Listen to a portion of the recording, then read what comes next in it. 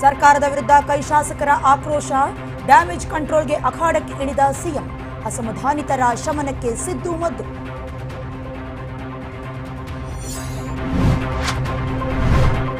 ಭ್ರಷ್ಟರ ಕೋಟೆ ಮೇಲೆ ನಿನ್ನೆ ಲೋಕಾಯುಕ್ತ ರೇಡ್, ಕಂತೆ ಹಣ, ಚಿನ್ನ ಕಂಡು ಶಾಕ್, ಆಯಾ ಜಿಲ್ಲಾ ಠಾಣೆಯಲ್ಲಿ ಕೇಸ್ ರಿಜಿಸ್ಟರ್.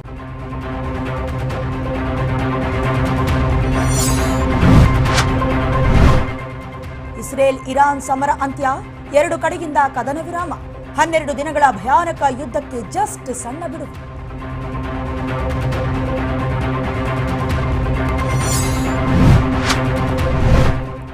ಕದನ ವಿರಾಮದಿಂದ ಭಾರತಕ್ಕೆ 16 ಲಾಭ, ಜಾಗತಿಕ ಶಾಂತಿ ಸ್ಥಿರತೆಯಿಂದ ಭಾರೀ ಅನುಕೂಲ, ಇಳಿಯಲಿದೆ ಇಂಧನದ ದರ.